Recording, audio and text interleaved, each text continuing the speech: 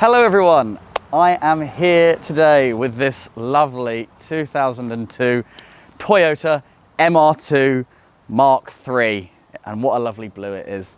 I'm going to talk to you today about why I think this is one of the most undervalued cars on the market. Let's have a look.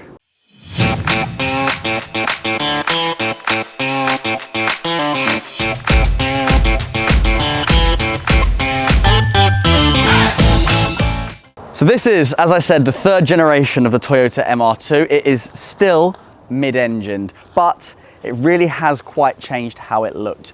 This goes back to the first generation of MR2, which was small, light and nimble. Because if you remember the second gen MR2, it was a bit longer, had more power, but it wasn't quite as nimble as the first generation. Now, styling. I will be honest with you, it's no monstrosity, but it's not the prettiest car in the world. It has these quite large headlights, and it does, in standard form, ride higher than you'd probably expect it to. Now, let's go around the back. Down the side of the MR2, you can see you've got the air intakes here for the engine, as it is a mid-engine car. It sits right about here, just in front of the rear axle. It is a soft top. This is not an automatic soft top, so you do have to get out and pull it up, push it down yourself, but it's very light. You could actually kind of throw it back when you're in traffic and just click it right in. This is of course a two-seater, which makes sense for it being a convertible. And as you come around the back, you can see again the very large, almost bulbous tail lights here with the MR2 script. Of course, Toyota did call it the midship Roadster 2, with a lovely nod to that with the Roadster badge there. It's not got a huge amount going on in a case of styling. I will say with the hard top on, it does look a little bit like a frog. It definitely looks much better with either the soft top on or no roof at all. Anyway, let's go inside. That's better. Inside you will see the classic Toyota Lexus steering wheel. This is identical to what I have in the IS300, same with the gear selectors as well. Now, Toyota have had to be very clever with storage in this car because there's no boot, and what there is in the front, I'll show you in a minute, you can't store much in it at all. So you've got some storage here on top of the dashboard, nice and deep. You've got some lockable storage here in the glove box, which is really nice. You also have some small door pockets, but the real crazy thing, let me just jump out, is if you pull these seats forward, you've actually got two lots of storage behind the seats, accessible from either side, and it really is a decent amount of space if you've got a backpack or something. Jumping back in, you've got two cup holders here, you've got an ashtray and a cigarette lighter. The radio is actually stored behind this handy little fascia thing. I don't know, it kind of makes it look like there's no radio in there. And you've got air conditioning as well.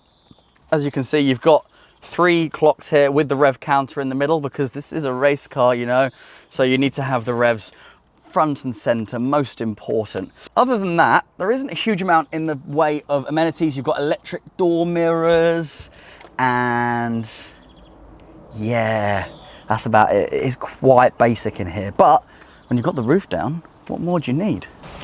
Woohoo! Whilst it's really easy to open the engine compartment, there is a little switch just down there next to the switch for the petrol cap. It took me a moment to work out how to get the front open. You actually need to open the glove box, and then there's a little pull in there. Pull the lever, Crunk. Cool, so we'll just pop this open like that. Give me that. And here we have a sea of plastic, where obviously you would expect the engine, but the engine's in the back. And so maybe like the Porsche, you'd expect a nice area to put your things. Instead, you get the MR midship runabout, which makes me realize that I called it a midship roadster earlier. Well, you pop that open, and you've got this handy little string thing here. Where do you go? You can go there. And, well, it's just the spare tire. There's really not much else in here. I guess if you had a small backpack, you could probably put that on top of the spare wheel, but there's definitely no suitcases going in there. Other than that, windscreen washer fluid, brake fluid, fuse box. That's the front. Finally, let me show you the engine. So unfortunately, not like Porsches or anything else with a rear engine and they have a compartment here, it really is just straight into the engine bay. So this is the Toyota 1ZZZZ engine. Every single MR2 came with one of these. It makes 100 and something horsepower. It's not the most powerful engine in the world, but it's sprightly and this is a very small car. So it's enough. I wouldn't necessarily want a huge amount more power in something like this, as it drives really quite splendidly. Okay, to try and prove the practicality of this Toyota MR2, I'm going to see how quickly I can take the roof up and then put it back down again.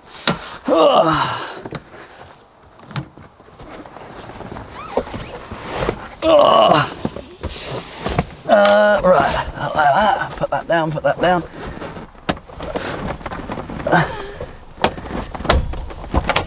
Right, that's one, and off again.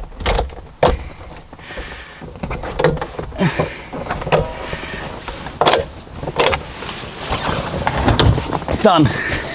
Time. You'll have to excuse the audio quality as I have the roof down on this lovely summer's day.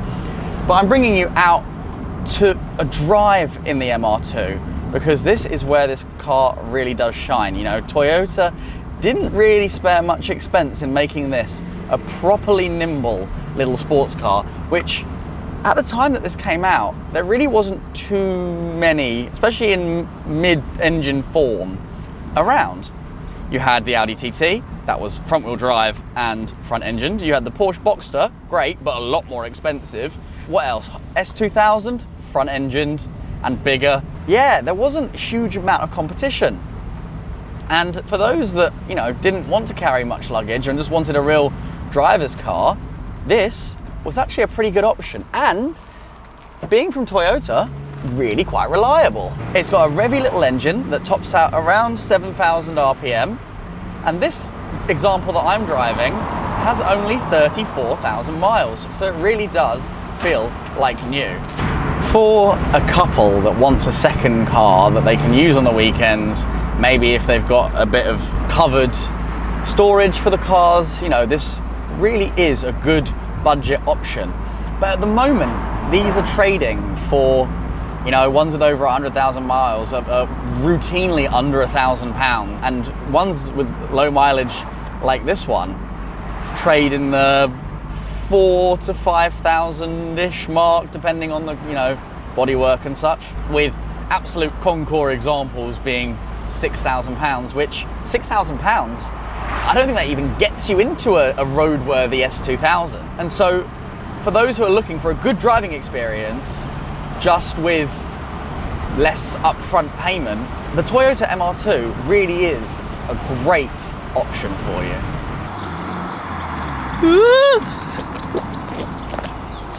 So that's it. This has been 2002 Toyota MR2 Mk3. Let me know in the comments what you guys think about this. Is it truly undervalued, as I think it is, or do you think I'm talking a load of tosh? Would you much rather pay 3 or 4 times the amount for a Honda S2000? I think, you know, for an enthusiast, maybe, but for someone who enjoys cars and enjoys something to have the roof down in summer, the 3 days we get in the UK, then the Mk3 MR2 is a really good proposition, because you just can't find anything like this for this price. I like this one particularly because it's in blue, and particularly because it's only done 34,000 miles. But as of today, I've just sold it. So now I'm gonna go and drop it off to its new owner. If you like this video, please do, like I said, leave me a comment. Tell me a little bit about what you drive, if it's anything like this.